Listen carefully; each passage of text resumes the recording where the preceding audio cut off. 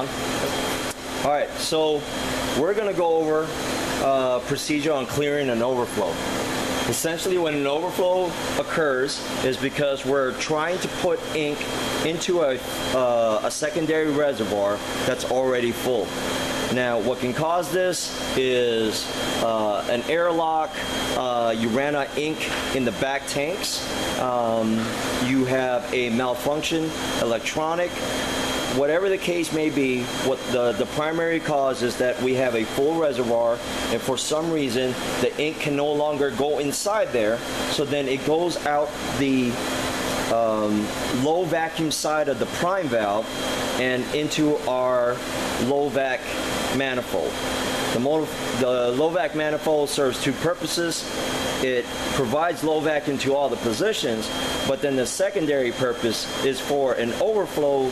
When an overflow occurs, it comes back down and allows it to fill up, and you're able to drain it from the line. So the first things that we want to do when we see an overflow, and our overflow we kind of created in line 13, which is our light magenta. The start of an overflow is here at the prime valve. At the prime valve, you have one tube going forward, and it's going into the secondary reservoir. That is the start of the overflow. So when ink comes up here, it goes through the prime valve and out this tube and into our trap. So once we've identified that we do have an overflow happening, usually it's because we are seeing drips onto the print, or we just have all heads. It could be one head, multiple heads, dripping ink. First things that we'll always do is damage control. We want to turn off pumps. You can turn off pumps in your user software. Let me launch that real quick.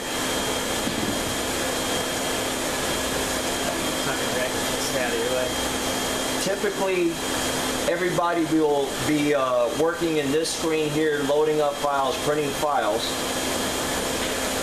So go to your ink control window and your two buttons. The first thing that I will always do is turn off pumps.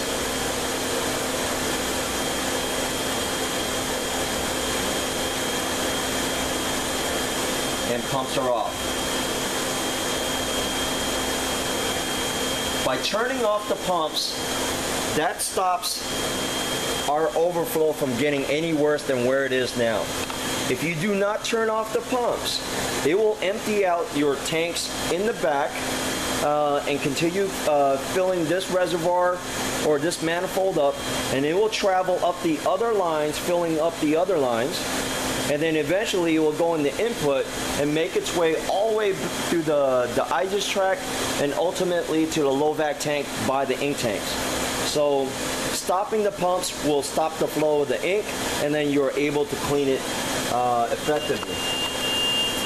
So once you turn off the pumps, go ahead and turn off your low vacuum. You want to make sure that the bucket is open, because it will start dripping, and you want the drips to go down the drain instead of onto your light shield. So go ahead and turn off your low vacuum, turn off your pumps, and disconnect the line.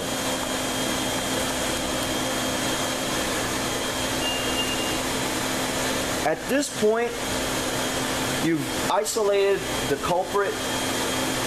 I would also go ahead and disconnect the drain, so that any ink that's inside the trap will start dripping out, which is what's happening here in this case. So I'm going to go ahead and clear this. How you clear this?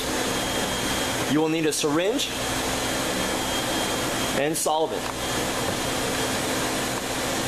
It typically takes one syringe of solvent to clear an overflow.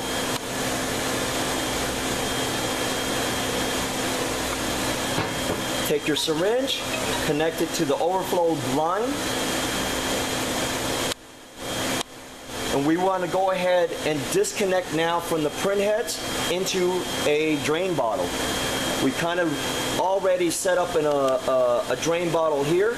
We have a drain tube with this type of fitting that's going to connect to the top or to the secondary reservoir, and I route the tubing to the handle here, so then it kind of creates a loop inside the bottle. But this will be your waste tank. I position the bottle to the color that's affected, the line that's affected. Our overflow is on position 13. I know that to be light magenta on the B side, so I'm going to go ahead and disconnect from my print heads.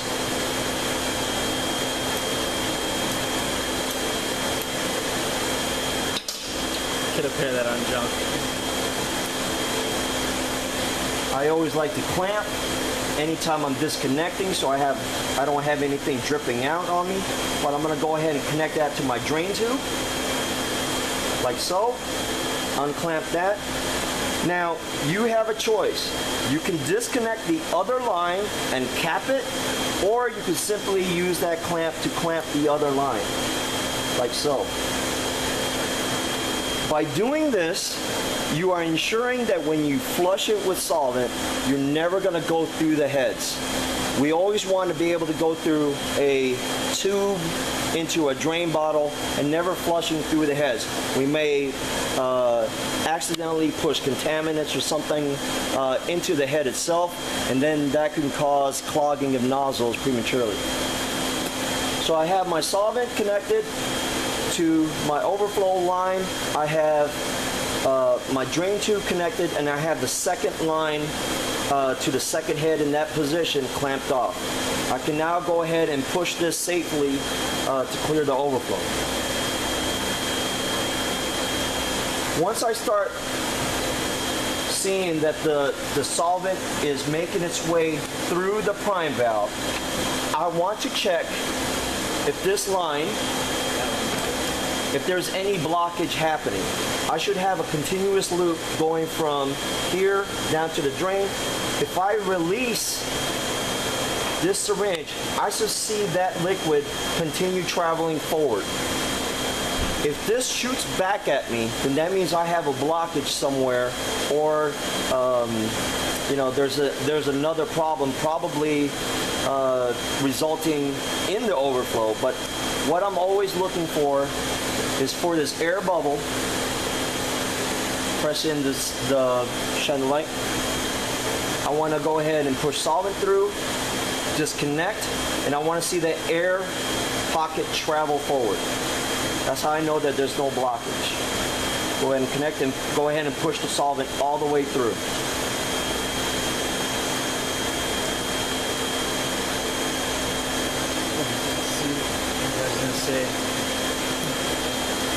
Once you have everything, once you have pushed one full syringe of solvent through, go ahead and push 2 solvents or 2 syringes of air.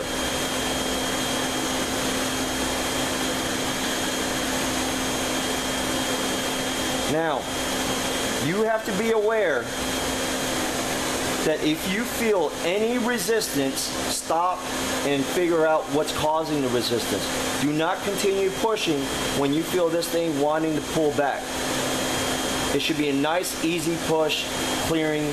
All we're doing right now is taking, pushing out any large amounts of solvent, and then we're gonna dry it with the last method here. 2 syringes of air. I want to go ahead and grab my air gun from the back, put a lint-free cloth. We will put the lint-free cloth because the pneumatics may have oils or something in there, and we don't want that transferring inside the ink lines. 5 psi is all we need. We do not want this to be full-blown pressure.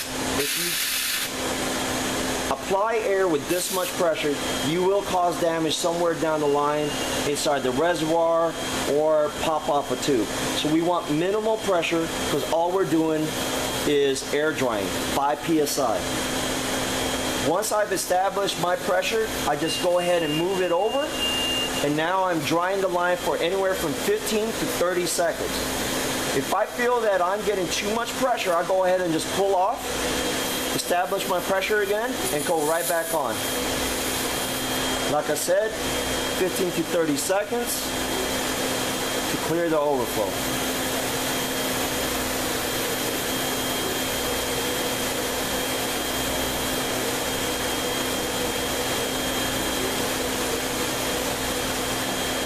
We have now dried that line, and we have cleared the overflow. This is what we should see. We should see a nice clear line all the way from the front, all the way to the tube coming from the prime valve into the secondary reservoir. This should be clear, and that should be clear, because that is the starting point of an overflow. I can go ahead and just connect this guy back up to our manifold. I can normal everything back up, reconnecting to the heads and unclamping the other head.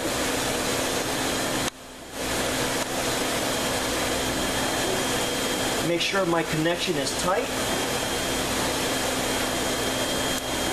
So I've essentially normaled everything back up, and in the very beginning I disconnected or uncapped the drain tube, so I've already drained out this manifold, and I'm going to reattach my cap from my drain tube on the manifold. At this point, we have, because we've turned off low vacuum and we've turned off pumps, we have cut off supply to all print heads, because low vacuum, turning off low vacuum affects all print heads. So every one of these print heads has essentially air in them. So we want to slowly start filling everything back up with ink and bleed out the air before we finally turn on the low vacuum. We do not turn on the low vacuum until we bled out the air. We go to the software, and we're going to go ahead and turn on the ink pumps. And I go ahead and go into my sensor diagnostics under the prime and flush tab, and I go ahead and do a 1 second prime off. Hopefully this will start the siphoning process.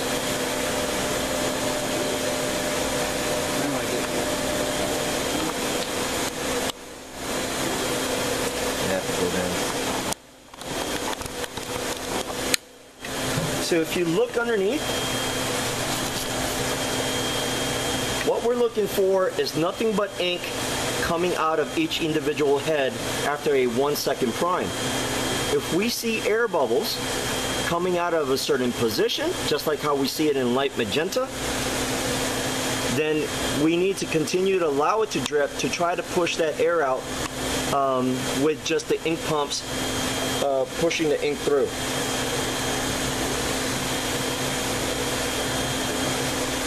Once I see everybody dripping, and I know I've done a, it might take 1 or 2 1 second primes and allowing it to drip to get everything somewhat. You're not going to get sometimes all the air out, but what we want to do is just have everything about 90% dripping just ink, and then from that point on it will be safe for us to turn on the low vac. So I'm going to go ahead and do one more 1 second prime on light magenta.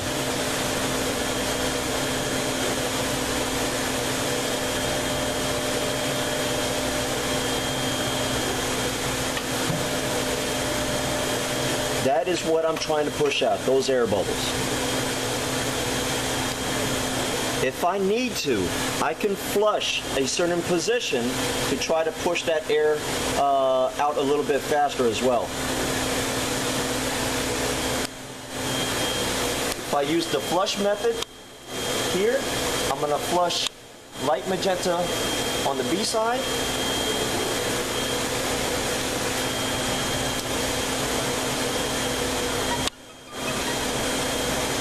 And that can help expedite pushing the air out.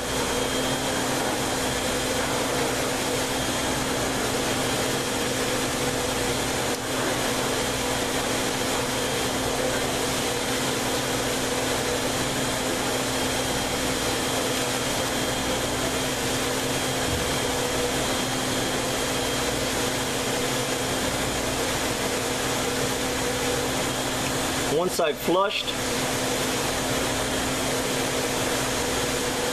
wait anywhere from 5 to 10 seconds, and I'm going to go ahead and prime that position again, just that position with a 1 second prime, and now try to push the flush out. After doing so, I saw that I pushed the flush out, and I saw that I don't really have any more air behind that. I feel that, seeing that everybody is dripping, I feel that it's now okay for you to go ahead and turn your low vacuum back on.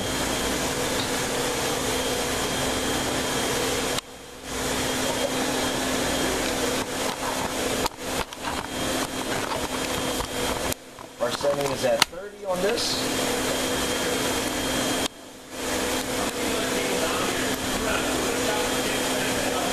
And we should be not dripping any longer from any of the heads underneath. And that is clearing an overflow.